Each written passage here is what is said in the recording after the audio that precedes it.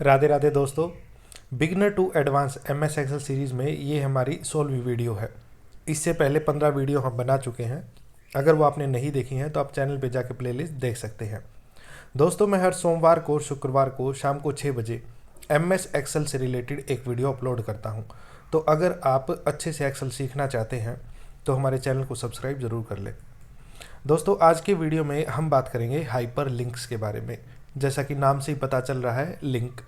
इसमें हम किसी एक पर्टिकुलर सेल में किसी दूसरे वर्कशीट को, दूसरे आपके जो कंप्यूटर में डेटा रखा हुआ कोई, चाहे वो कोई वीडियो हो, फोटो हो, पीडीएफ हो, या फिर आप किसी वेबसाइट को भी लिंक कर सकते हैं।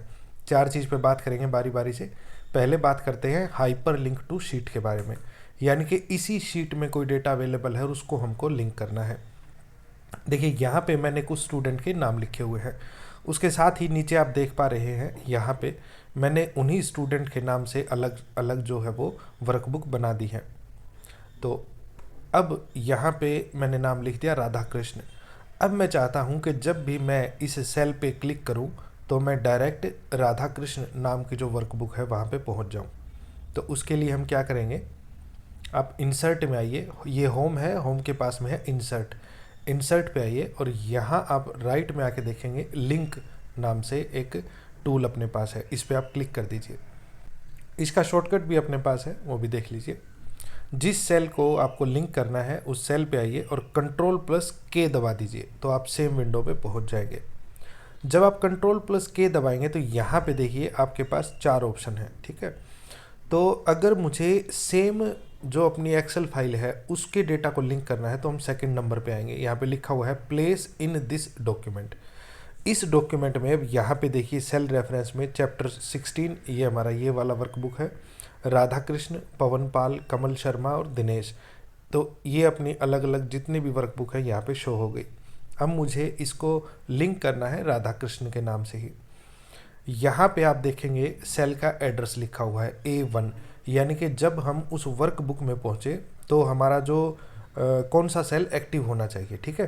तो यहाँ पे A1 लिखा है, ये डिफ़ॉल्ट रहता है। यहाँ पे मान लीजिए मैंने लिख दिया C3, ठीक है। तो जब भी हम उस वर्कबुक में पहुँचेंगे तो हम C3 कॉलम में पहुँच जाएंगे। ओके कर दिया मैंने।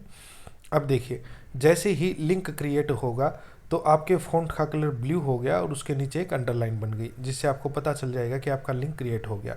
अब जब भी आप उस सेल पे क्लिक करेंगे तो आप डायरेक्ट उसी वर्कबुक पे पहुंच जाएंगे जिसको आपने लिंक किया था। ये देखिए C3 हमने लिखा था, ये हो गया C और ये हो गया 3, ठीक है। तो C3 पे हम डायरेक्ट यहाँ पे पहुँच गए। एक और शीट आपको लिंक करके दिखाता हूँ। पहले इसको वापस डीलिंक करते हैं। डीलिंक करने के लिए आप वापस यहाँ से भी आ सकते हैं, लिंक पे क्लिक करके इसको रिमूव लिंक कर दीजिए, और आप कंट्रोल+K से भी आ सकते हैं, दो जैसा आपको ठीक लगे।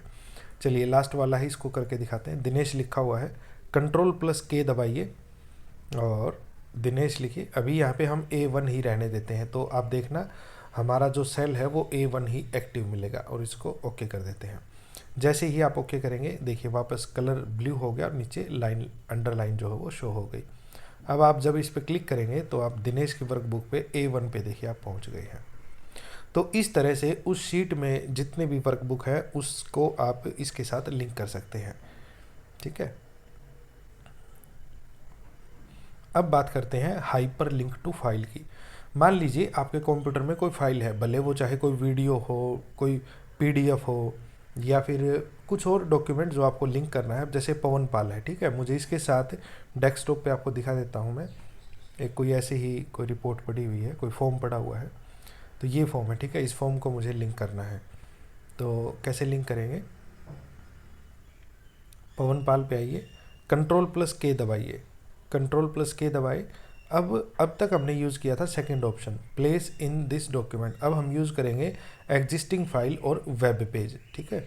यहाँ पे आप आइए, यहाँ पे जहाँ भी आपका डॉक्यूमेंट है वो आप लोकेशन चूज़ कर सकते हैं यहाँ पे। अब जैसे अपना डॉक्यूमेंट डेस्कटॉप पे है, डेस्कटॉप पे 2 डॉक्यूमेंट है, एक्सेल का कोर्स जो फाइल सामने खुली हुई है, और दूसरा वो जो फॉर्म पड़ा हुआ था पीडीएफ, उसको आप लिंक कर दीजिए, ठीक है। तो देखिए वापस से आपका जो है वो लिंक एक्टिव हो गया है, कलर चेंज हो गया, अंडरलाइन आ गई। अब जब आप इस पर क्लिक करेंगे तो जो पीडीएफ आपने इसके साथ लिंक की थी डायरेक्टली आपकी वो पीडीएफ ओपन हो जाएगी। देखिए ये ओपन हो गई, ठीक है।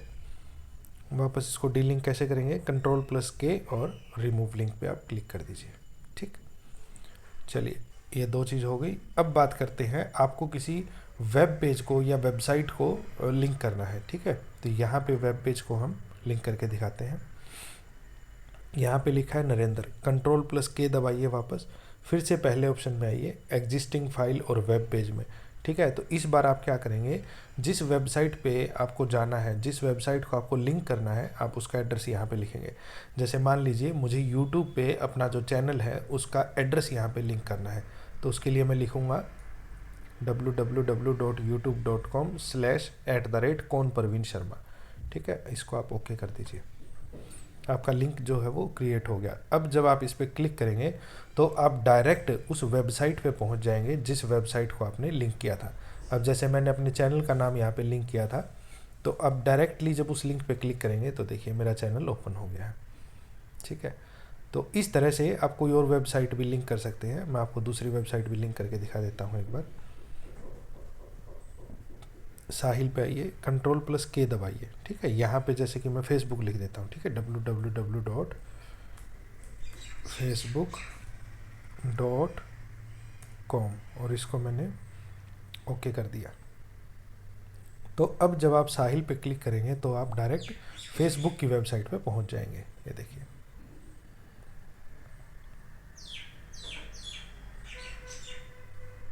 तो इस तरह से आप कोई भी वेबसाइट को लिंक कर सकते हैं। यहाँ देखिए वापस वो हमारी एक्टिव है क्योंकि हमने उसको डीलिंक नहीं किया था।